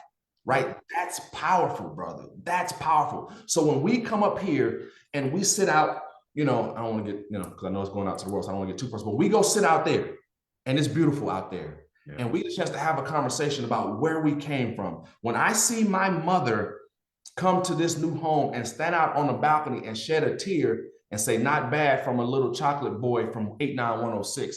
I love that, because I was a little chocolate boy from 89106, right? That's the west side of Las Vegas, down here, not in the hood, but by the hood. So when I get that, I'm full, brother. You can't take my fire now, because I just made the most important person in this world to me proud. Trying to do it again with something else now, right? Sharing those experiences. And so when you get in around the right, I just wish that people could. Me and Amy talked about this before convention, that I wish that we could just sometime just plug them into our brain, just allow them to see things the way that we see it. Like, it's sweet over here. Yes, you have to work for it, but it's sweet over here. The pain is going to be there, but it's just going to be the pain of the discipline or the pain of the regret. Which one do you choose? Which pain do you choose? You're going to get one of them. I promise you, you're going to get one of them. I just would rather have the pain of coming through the discipline. I don't want the one of regret. I don't want the one that when they keep messing my birthday up. They say I'm 50, but I'm really not. But I don't want the one that when they say I'm 60 or 70, that it says, oh man, I wish I had done this, because this person would have been in a different position right now.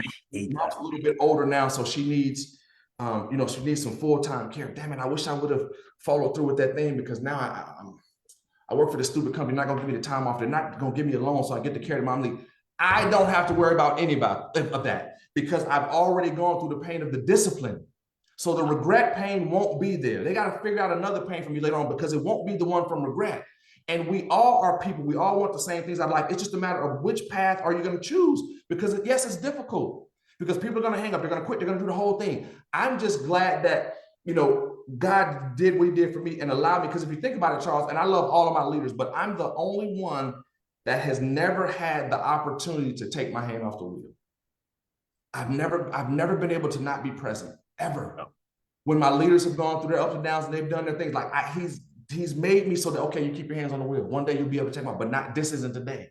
Okay. Right? And so now you're in that spot, because once you guys have come back, it's been an absolute sprint, right? And so now you're in that spot. So guys, I tell you that it's definitely worth it. It's just about which pain you want. That's really it at the end of the day.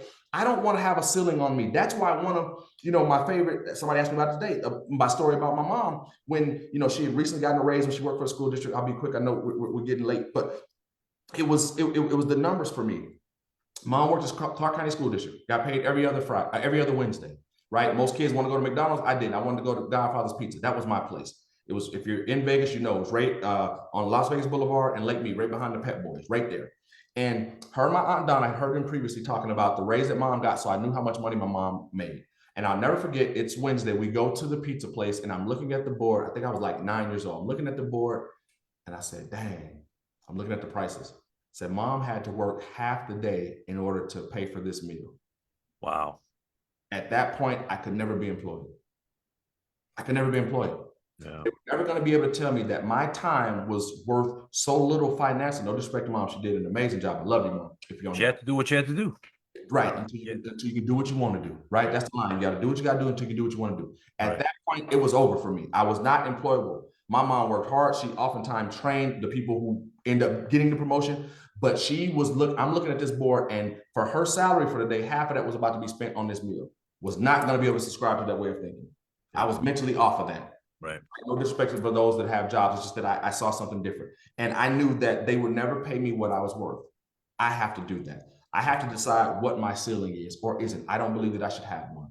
Yeah. Right? And so that's my thing. That's what we get when we come on this side into the jungle. Yes, it's old school jungle. You have to eat what you kill, but you have to get over here and put the work in. A lot of people just won't go through the process because it's easier on the other side. It's easier to just say, you know what, I'm gonna take what they give me. They're gonna pay me just enough not to quit. I'm gonna be told what to do. Just do your task. Yep. That's it. And it takes the entire world. Like, everybody has to be different. I had a friend of mine who used to be a pit boss at one of the local casinos. She told me, David, I'm so proud of you, but I cannot do what you do. I said, what do you mean? She's like, I need structure. I need to be told what to do. I said, well, I'm proud of you too. And I couldn't do what you do. And we laughed at each other, right? Because she couldn't come onto the jungle. Yeah. She needed that structure. And it's the jungle over here. You have to figure out the structure and provide it for yourself. Nobody does it for you. Yeah. Well, I feel like the structure's there. They just gotta just take Yeah, a while. yeah. But again, most people that come from that environment, right? If they just go sit at the desk, they don't know what to do because they need true story. from 8 to 10. You do Because this. they're self-accountable that they have to do it. That's the hard part. Being your own discipline, being your own 100%. boss. I always said, if you don't go prospect today, you're not gonna get mad at you. yep. If you don't go find a new travel client today, you're not gonna get mad at you. So you don't have those things to kind of those pokes from the fork to go do something. You know, I always say, like, you know, because a lot of us, especially the people in this company, are like somewhere around the middle age, like above 35, because they've experienced life. They realize, like, hey, I need more than my daily 9 to 5. Except So for me, I'm like 28. You guys are old. So I think, you know, and you touched on it because it's about working hard. Like, my thing has been choose your work hard, right? What do you because you're gonna be stuck working hard anyway. Okay, you have your job.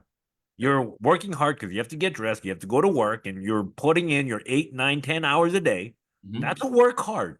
Sure. That's a work hard, but then you're always gonna get capped, right? But that's your work hard. You're choosing time for your money. Now let's go flip to the other side where you have unlimited potential. You can work even 20, 40 hours more a week, but you get to reap the benefit of the results of that. Instead of getting 2 or 3 jobs, getting paid X amount where you're going to get stuck. But now, if you're going to work hard, because you're going to work hard anyway, choose your work hard. Choose your work hard. That's it. Yeah. And it's just saying yes to the opportunity. You know, my motto: 2 jobs is for 2 people, 3 jobs is for no one. There's not one person on this planet or on this line that should have 3 jobs. That's insane. Right? There has to be an opportunity somewhere that you can get involved in that you can get rid of one of those. Because when you start talking about the travel and time care and all that stuff, you're working to pay the people, really. Like, you're not even making any money off of it. Yeah. So we just have to decide what we're going to do, what we're wired for, and I'm not employable, brother. I'm not. Yeah. The thought of it makes my skin crawl. Like, so for me to be, because I think that I'm a pretty intelligent individual. So for me to go to a place where I can probably guarantee 90% of the time that whoever is my boss or my supervisor won't be as sharp as me. He either started before me or knew someone. That's not an equal playing field, right? He'll never allow me to surpass him if he can help it. If it's a chain of command where I have to give him ideas and he runs them up the line, he's going to lie and say that theirs because I have really good ideas. He's going to steal them, right? So I'm not even going to put myself in that environment. Right. I can't do it. I can't do it. I won't allow someone to control my time. They couldn't say, hey, we'll give you $3,000 an hour. No, because then you still control me. You tell me when I can go, when I can't. And now obviously I'm in a position where I'm blessed enough to turn it down. But I think even back then I would have turned it down because I just don't like the control. Yeah. I have a motto. I don't like authority unless I'm the authority. Right. But, you know, there's some truth in that. But I believe in being in a space where we keep talking about cap, where there is no cap. Yeah. Why not come over here, bust your butt, put the work in, develop the relationships, develop the leadership skills, because you're going to have to do all of that. Because as you walk in right now, you're not the person that's going to earn, you know, the $1 million later on. You're not the person that when you walk in today, it's going to be able to be given and earn that 6-figure ring on stage. You have to change. You have to continue to go through the whole process. We always say that network marketing is really just a compensation plan attached to a personal development course. That's really all it is, because you have to go and grow in order to become that person. And so I just say, are you really ready to take the challenge or not? Everything that you're currently doing will still be there after you figure this out. Trust me. And so you don't have to feel like you're losing those things. And now I go back, you know, some of those relationships that I had to put on hold, they're still there because they're my friends. They're good people, right? So I just couldn't run and do what they were doing when I was trying to figure out my life and wanted to get on this side of it.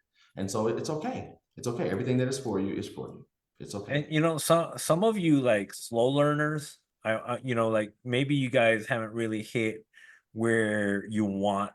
I want you to take like someone, for example, like Courtney Palladino, where she took 8 months before she decided to really, you know, take off with, you know, building an organization and, you know, like booking travel. Remember, Nikki was so mad at Courtney. She called me. She's like, founder, I don't know what to do with her. Remember, Courtney was really, really close to gold, and then she kind of went on pause. And then back, Nick was irate. What am I gonna do? I said, Nick, when her time comes, she'll be ready. Trust me. Have patience, just wait. And then Courtney came back. She finally said, okay, I'm ready. Had flipped the switch, right? We always say a made-up mind is the most powerful thing in the world. Right. You can't change a made-up mind. She was gone. Boom, took It off had on to him. happen in her time. It had to happen in her time. That's right. That's right. Well, I think we're here. Any last words? Because we've covered a lot, and it's just gold to have this conversation with you. And I think a lot of people got a lot out of this. I hope so, man. I think the biggest thing is just, from me, I'm so thankful and grateful that I don't even know what to do with myself. Like I'm just a vibration of thankful and gratefulness. And I don't believe in, big us as little U's. That's never the way that it works here. But I do understand the process. I do understand that, for a lot of the newer partners, everything is like Charles said, we've already whacked the trees, like the trail is there, just follow the trail. Understand, never compare your backstage life to someone's front stage life. So don't look at Charles right now and say, hey, I want to make the $1 million in Evolution. I want to be 5-star today. You're not ready today, or you would already be there. Understand that it's a process and that you're willing to go through the process. Once you figure out that, then the next thing becomes, how bad do you want it? What are you willing to sacrifice for it? And then align yourself with the proper mentor. That is going to, and see, I don't want to, get too far gone, but a lot of us try to equate mentor to friend, and they're not the same thing. Mm-hmm. They're not this, trust me, they are not this, not in a bad way, but they're not the same thing. A friend will be there to help you when you're down, when you're trying to figure things out. Your mentor's job is to never leave you that way. Right. So it's different. And a lot of time you're going to get some tough love from the mentor. You might call Charles and say, hey, you're my 5-star. I need to do this. I want to do this. And he might say, hey, listen, he might give you some hard love, right? Because that's his job, because that's what you want him to be. That's what you want from him. Now, do you want him to just be your friend? You want him just to color on you, tell you everything's okay when it's not? I'm sure that's not what you want from him. He's going to help you get it the right way. That's what a mentor does. So a lot of people, they come into the game, where they come into the relationships and they say, okay, well, this person my mentor, but I don't like how she talked to me. She was rude. She told me I need to get my life together and I suck. I need to get my butt together. Right. Your mentor has to be honest with you. Yep. Right. Because before we have to fix the problem, we have to diagnose it. And that's how it goes, family. So again, everything I believe that you guys are looking for is already here. Right. Make the commitment to yourself, make the commitment to your family. I know our leaders, most of them, I mean, they're picked to be here. I know what they have inside. I know that they're going to help you if that's what you really want. Yes, they may not babysit you and coddle you forever. I don't believe in doing that myself. Charles knows that's the only thing that me and Nick used to butt heads and fall out about, because I was not a cuddler and a coddler. Let me runners. Nick will say, oh, we got it. No, Nick, I don't have to save them, because if I talk them off the ledge, I call it the quit ledge. I'm talking about the quit ledge this month, I'm talking about the quit ledge again next month. I just rather them quit, let us be friends and get out of the business aspect and keep moving. I don't have that type of, I'm not wired that way. Some of our leaders are. I'm just not, because I know when the student is ready, the teacher will appear. When you are ready, we're here. Trust me. And so I say that when you make the commitment and you make your mind up that this is what you want to do and you want to have the success here, there's no reason for you not to have it, because there's different personalities that are winning here. So you can choose what works best for you and you plug into that. And again, the systems are in place. Everything else is just about you doing the work. Like Charles, we carved the path out. We can't carry you through it. You still have to walk through it, but we've knocked down some trees and some bushes and all of that kind of stuff. It's a lot easier than when we started it. Yep. Right. And so, you have the blessing of that. And I just say, be present. What's the saying, Charles? Participate in your own rescue, or participate in something like that. I forget exactly how it goes, but that's what you guys have to do. If you want better, you just have to be involved in it. Like, we can't do it or can't fix it for you. No one can. You just have to do it. That's true story. True story. Thank you for, just pouring your brain out.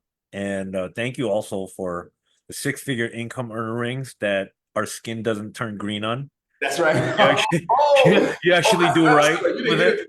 That might be good. They might have tried to sue us or something. We didn't talk about that one. Yeah, my 6-figure ring was not it wasn't real, guys. It was fake. It broke my finger out, and I was like, oh, you gotta be kidding me. But I learned what not to give my people. So it was cool. Right. It's part of the journey. So I think, like, once that, for me, guys, I'm gonna do a personal request for my ring that the diamond is gonna fill out. It should no longer say 100K income earner. It should be 1M.